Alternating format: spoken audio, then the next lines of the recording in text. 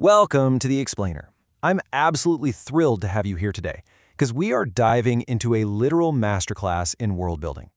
Today we're tearing into the universe of MoonDom Five and looking closely at exactly how this story is fundamentally different from most middle-grade science fiction and fantasy books.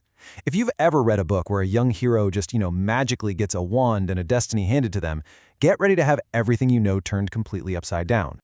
Okay, let's dive into this. Here's our roadmap for deconstructing this incredibly unique fictional universe. We're going to look at a genre-bending journey, physics disguised as magic, the banished chosen ones, the epigenetics of power, and finally, a new kind of hero. All right, starting right off with Section 1, a genre-bending journey, subverting expectations. We're going to see how the author brilliantly sets up those classic fantasy expectations just to instantly pull the rug right out from under you. Think about your typical middle-grade fantasy, right? Usually you get mystical spells, magic wands, and heroes who are just instantly revered as these chosen ones. Well, the reality in MoonDom 5, it completely throws that out the window. Instead of spells, you get hard science physics. Instead of a magical destiny, you get biological epigenetic triggers. And instead of being celebrated, our heroes are actually banished, frail outcasts. It's this harsh, scientific reality found on the fifth moon that just completely rewrites the genre playbook. And that brings us to Section 2. Physics disguised as magic, the science of alignment. Put your scientist hats on for a second, because the magic in this world is totally grounded in the hard laws of physics. Now, what's genuinely fascinating about how this works is that abilities are strictly categorized by the four fundamental forces of physics. There are literally no mystical incantations here. Look at gravity. An avianoid like Rowana uses shedding to transfer her weight to the atmosphere, dropping it to near zero so she can literally fly across chasms. Or she can use burdening to pin an enemy down. Under electromagnetism, voltoids use storming to redirect massive levels of static electricity. The weak force, that covers alchemy and healing, actually changing molecular makeups. And the strong force is all about fusion and fission, fusing molecules to release huge amounts of plasma, or releasing atomic energy. It's just a brilliant integration of real-world scientific concepts right into a fantasy power system. But of course, having these abilities comes at a really massive cost. The aligned possess what's called inner vision. This is a passive ability where, depending on their alignment, they are constantly sensing weight anomalies, electrical movements, or atomic weights down to the literal molecular level. Imagine your brain constantly processing the molecular makeup of every single thing around you. This endless stream of data completely drains the aligned. It leaves them weak, lethargic, and often totally mute, just because there is way too much information firing in their brains. Which naturally brings us to Section 3, the banished chosen ones, frail protectors. We need to shift our focus to the visceral, tragic reality of how these highly gifted kids are actually treated by the societies on the other four moons. In a normal fantasy story, the magical kid gets whisked away to a beautiful castle, right? Well, in MoonDom 5, they get stuffed into what's known as an Easter egg. This is a starcraft completely filled with translucent oxygenated gel. The other moons use these archaic, terrifying crafts to literally shoot their worst criminals and their fully aligned children through space, crashing them down onto the red plains of Almathea on the fifth moon. It is an absolutely horrifying delivery method. They literally crash land as these frail, half-starved hatchlings. This quote really anchors the emotional tragedy of this world building. Young people with full alignment are often considered burdens on society. Societies on the four moondoms are only too happy to banish them. Because that passive inner vision is just draining their energy constantly, their profound gifts make them mute, lethargic, and totally unwanted by their own families. They're basically cast out like trash. So that begs the obvious question.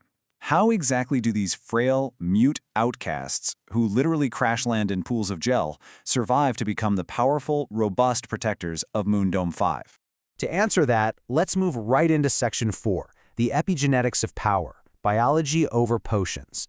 Here's where we see the author totally replacing your standard magic potion with actual cellular biology to explain the catalyst that unlocks their abilities. The absolute crucial piece here is this concept of an epigenetic quality. Think of it as a biological mechanism that acts exactly like a light switch. The potential is already sitting there in their genes, but it requires a very specific environmental trigger to actually turn it on. So power in this universe isn't just granted by, waving a magic wand, it's strictly grounded in cellular biology. Let's compare this directly. A standard magic potion instantly grants powers, zero scientific basis. But MoonDom 5 gives us aligned pemmican. Now, if a normal person cooks this survival food, it's just nutritious. But if an aligned cook, like the elder matriarch Rowena, prepares it using her inner vision, it fundamentally changes. There's this preternatural, symbiotic relationship between the food's natural purpose and the cook's abilities. The food itself actually becomes the epigenetic catalyst. Let's move to and see how this builds into the actual awakening ceremony for these hatchlings. Step 1, survive that brutal Easter egg crash. Step 2, consume the aligned prepared pemmican. Step 3, the epigenetic switch flips. They gain cellular integrity. They finally stand up straight. Their eyes flash, and they find their voices, like Gage bellowing his name or Yarrow whispering his. And then step 4, they claim a personalized staff that acts as a conduit for their active abilities. The physiological transformation here is just wild. This pemmican allows them to actually use their active abilities without, draining themselves to death.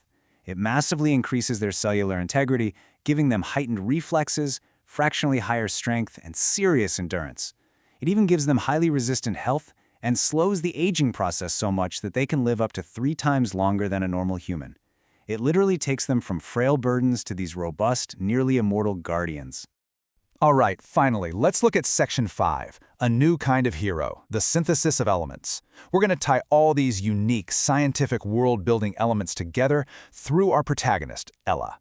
So Ella is the great liaison. She's definitely not your traditional chosen one who just randomly stumbles onto magic.